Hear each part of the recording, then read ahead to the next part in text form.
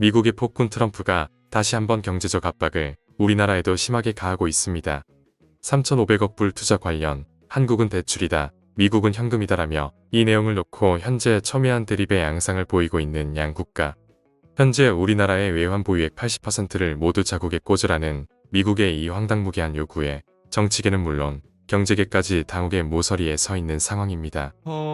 미국에서 그 전해진 황당한, 우리로서는 매우 황당한 발언부터 한번 좀 정리하고 넘어가겠습니다. 네, 뭐 지금 주요 내용은 설명을 해주셨는데 그 트럼프 대통령이 오늘 이제 우리 시간으로 새벽이죠. 그 틱톡 관련된 행정명령에 서명을 하면서 이제야 미국이 주변으로부터 제대로 대우받고 있다라고 하면서 한미 미일 관세 협상에 대해서 언급을 한 거예요. 그러면서 한국한테는 3,500억 달러. 이게 자꾸 달러로 얘기하니까 감이 안 오는데 493조 원입니다.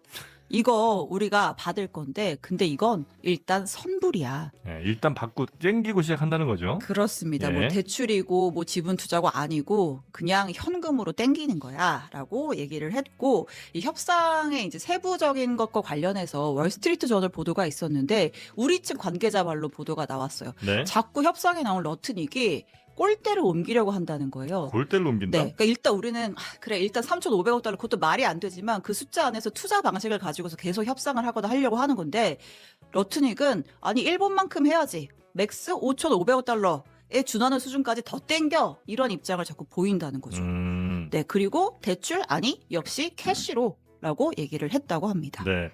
그나마 이제 만약에 대출 방식이 되면 그것도 물론 뭐 어려운 얘기가 안 되는 얘기지만 대출 방식이 되면 이제 미국의 뭐 연준 같은 데서 우리가 그 수합 얘기를 좀 많이 했었잖아요. 그래서 그 돈을 좀 대출 형식으로 가고 대신 우리는 이자만 매년 뭐 내는 방식 요 정도까지는 한번 생각해 볼 수는 있겠는데 그것도 이제 미국에서는 아니라고 하니까 도저히 이건 뭐 어떻게 들어줄 수가 없는 내용인 거고요.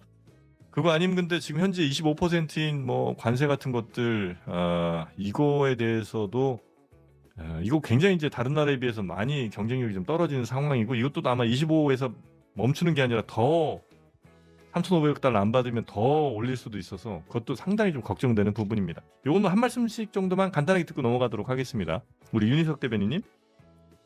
뭐 올 것이 왔고요. 이렇게 되면은 지금 누가 정부를 이끌어도 네. 이 상황은 피하기가 어려울 거예요. 애초에 이 정도 상황이 될 거라고 예상을 정부가 안 했는지 아니면 했어도 좀 국민 여론을 감안해서 좀 뒤로 밀었는지는 모르겠는데 한미 정상회담 끝난 후에 있었던 대통령실의 브리핑의 내용은 합의문 쓰지 않을 정도로 분위기가 좋았다고 했던 그 말이 네. 정말 계속 되뇌어질 수밖에 없는 상황이다. 잘 하시길 바랍니다. 잘 하시길 바라겠다. 네, 말씀이 없으세요? 망연자실하시네요. 예. 말해야 돼요? 아니요, 뭐 안 하셔도 됩니다. 네. 왜 한국 정치권에는 네. 자칭 우파든 자칭 진보든 반미를 말하지 못하는가라는 이야기를 하고 싶어요. 반미. 이 정도 되면은 원래 이제 우파라는 것은 민족주의입니다. 민족주의적 관점에서 미국에 대해서 강한 질타를 해야 됩니다. 이른바 진보라고 하는 분들도 마찬가지예요. 국제관계의 호혜평등의 원칙에 기준하여 미국에 대해서 질타를 해야 됩니다. 그럼 이게 제도권에서는 어떻게 해야 되느냐? 지난번에 조지아의 주에서 우리나라 노동자들이 구금되었을 때 미국 대사 정도 조치했어야 돼요. 그리고 정부가 그게 협상 당사자로서 부담이 된다면 국회가 미국 대사 국회라도 불러야 돼요. 그리고 따져야 됩니다. 네. 그리고 잘 아시겠지만 미국은 주연합국가, 연방제 국가입니다. 그럼 주 단위를 대상으로 한 국회 차원의 또는 정부 차원의 외교활동 이런 것들 왜 없었던가 이런 것들에 대해서도 반성해야 되고요. 뭐 금방 우리 윤희석 대변인 말씀하셨습니다마는 이거는 뭐 진보 보수 정권을 막론하고 동맹국이라는 관계와 그리고 이해상충되는 경제적 관계가 공존하고 있다는 것 때문에 굉장히 어려운 문제입니다. 네.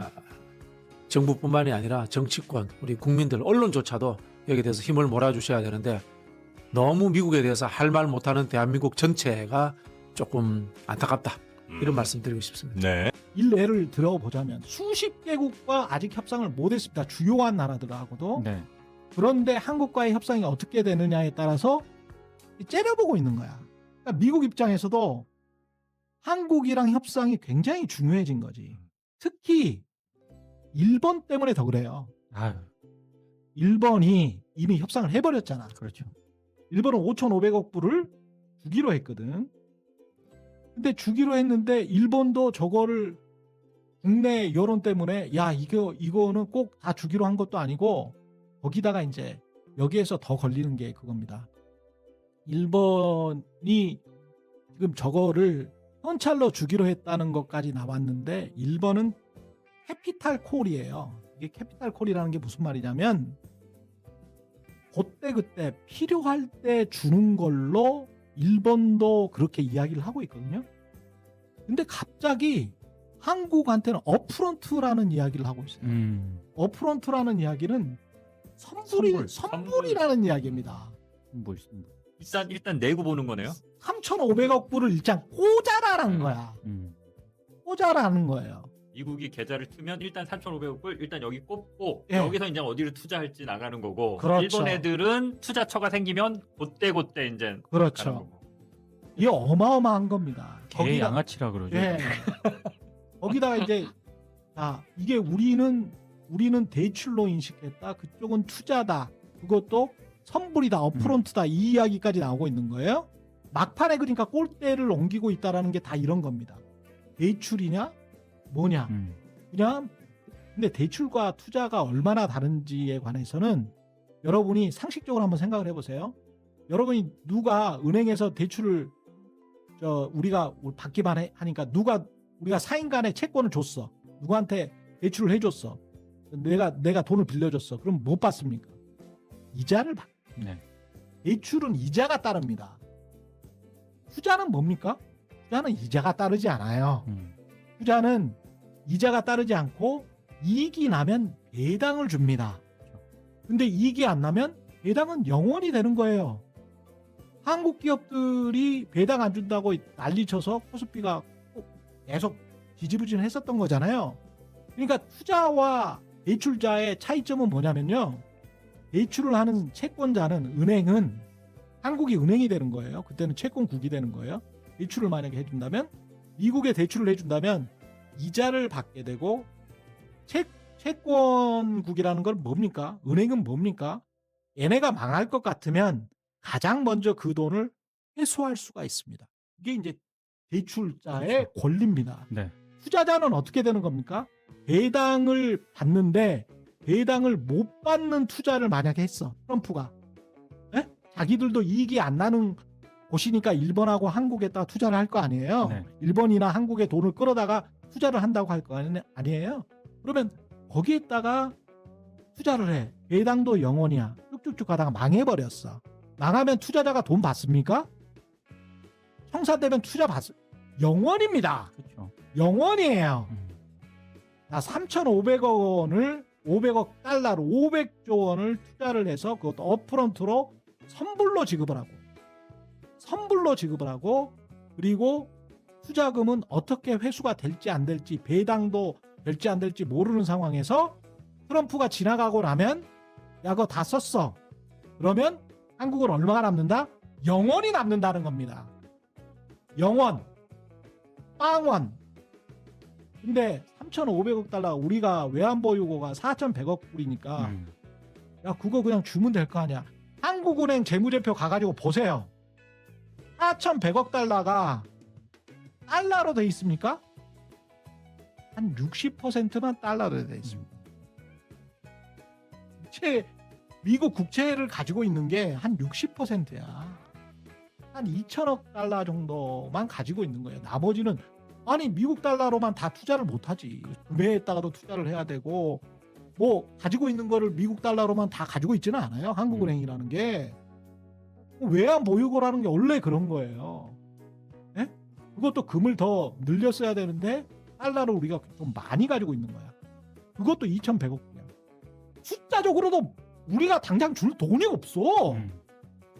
우리가 4,100억 불이 있으면 3,500억 불을 줄 수가 달러가 없다니까.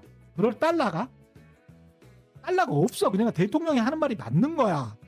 김용범 실장이 하는 말이 맞는 거예요. 달러가 없습니다 우리가. 예, 원래 그래요. 김용범 정책실장 얘기로는 3,500만 달러라는 게 상한선이다. 네네. 그리고 대부분 대출이다. 네네. 아주 일부분이 투자다. 네네네. 근데 미국은 현금 투자라는 전부 현찰 들고 오는 거다. 네네. 우리는 전혀 딴 세계 살고 있다고 밝힌 거예요. 네네. 그렇죠? 그러니까 우리 입장 완전히 다르다. 관세 관련해서는 뭐 합의가 어느 정도 됐지 않습니까? 네네. 결국은 남은 것은 이제 후속 주체인 투자 부분이잖아요. 이제 침대 축구해야 됩니다. 아. 네. 네. 그러면 미국은 정책이 오락가락하기 때문에 우리가 유리한 겁니까? 아니면 어떤 면에서? 그렇죠. 미국 침대 축구가- 정책이 오락가락하는 측면도 있고요. 또 미국도 국내 정치 상황이 있잖아요. 네. 국내 정치 상황에서 특히 이제 중국과의 관세 문제가 가장 중요하다고 보는데요. 그렇죠. 중국과의 관세 문제가 해결되지 않으면 미국의 중산층들이 흔들립니다. 중산층들이 물가 문제로 굉장히 고통을 받을 수밖에 없습니다. 중국의 공장이 안 돌아간다고 생각해 보십시다. 전 세계의 중산층들이 쉽게 쓰는 중국산이 없으면은 자국산 비싼 거 사야 됩니다. 그럼 견뎌낼 수가 없어요. 이건 또 시간과의 싸움입니다. 트럼프가 대선 공약 첫 번째가 물가를 잡겠다고 했거든요. 그것에 위반되거든요. 그런 부분에서 시간은 결국은 중국 편이다. 그럼 우리는 어떻게 해야 되냐? 우리도 그 상황에 휩쓸려 가지고 적절한 포지셔닝을 취하면 된다라는 부분이 존재하는 거고요.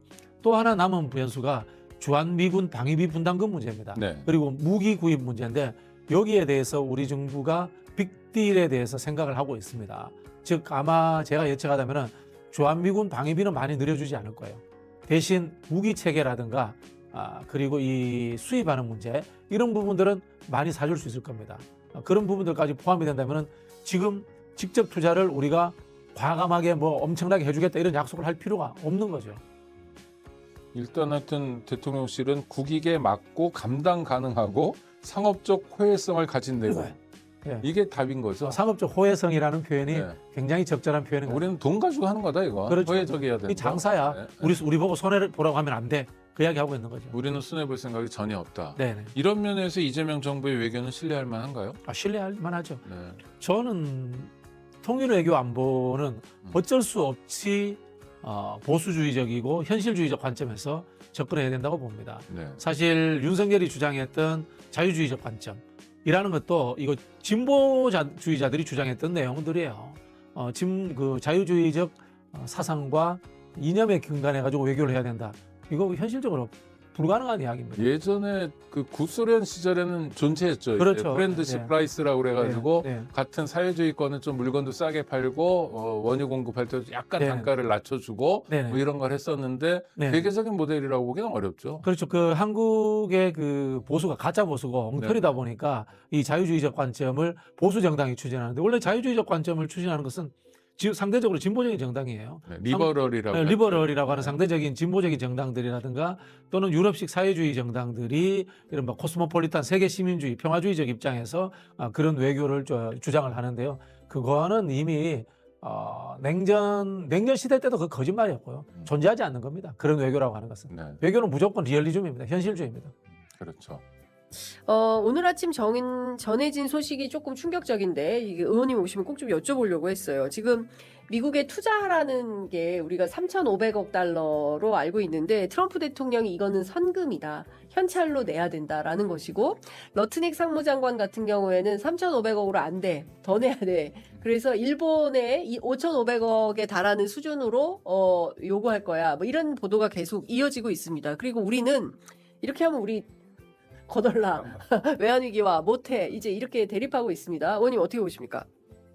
저는 일단 일본은 순순히 합의문에 서명을 했잖아요. 네. 근데 우리는 그런 조건이면 우리 못 한다는 게 그렇습니다. 입장이고 그러다 보니까 트럼프 대통령의 뭐 선금 내지는 러트닉 상무장관의 뭐 이건 일부다 더 내야 된다라는 거는 일종의 블러핑이라고 생각해요. 블러핑이다. 왜 서명 안 해? 일본처럼 니네도 빨리 서명해. 그렇지. 네. 이게 서명 안 하고 질질 끌면 네. 이거로 안 끝나? 뭐 그런 거 그렇죠. 있잖아요. 네, 네. 야, 지금 빨리 여기서 이 금액으로 그냥 합의하고 끝내. 지금 합의 안 하면 3천 뭐 개인 같으면 이거 3,500만 원에 안 끝나. 나 1억 받을 거야. 뭐 이런 식인 거지 그러니까. 협박. 예. 지금 정말. 지금의 국제관계 특히 그 미국이 관여하는 어떤 국제 통상이라든지 아니면 여러 가지 뭐 기후 환경 문제나 이거는 예전하고는 정말 많이 틀려졌어요. 그러니까요. 옛날의 미국이 아니다. 근데 이거를 내야 됩니까? 어떻게 해야 됩니까? 뭐 어떻게 내? 이번 협상 결과가 이제 어떻게 최종적으로 될지 모르겠지만 아직까지는 정부가 이제 잘 대처를 하고 있다고 보거든요. 흔히들 이제 외교 협상 과정에서 네. 뭐 악마는 디테일에 있다 이런 얘기 많이 하잖아요. 근데 제가 봤을 때 이번 미국의 관세 협상은 디테일이 아니라 프레임, 구조, 이 빅피처 자체가 악마예요. 우리나라에 뭐 3,500불 예. 외환보유가 거의 80% 달하는 거를 네. 아무 어떤 보증 없이 일방적으로 투자하라 이거를 받아들일 수 있는 나라가 어디 있겠는가. 그렇기 때문에 이 빅피처 잘못된 네. 이거 자체를 바꾸기 위해서 우리 지금 정부에서 통화수업법 문제를 이제 제기하고 있지 않습니까? 네, 네. 그것이 전제 조건이다. 예. 그래서 디테일이 아니라 이 잘못된 프레임 자체를 예. 통화수업을 이제 체결하는 걸로 예. 이것이 전제가 돼야 다른 미세한 얘기들 3,500억 불 다. 뭐 금액의 규모는 좀 뭐 예. 협상의 여지가 있겠죠. 예, 예. 그러나 지금 우리나라하고 이제 통화수합부가 돼 있지가 않지 않습니까? 예. 그거를 우선 체결하면 예. 나머지 이제 디테일한 문제들은 협상의 여지가 있지 않을까. 네.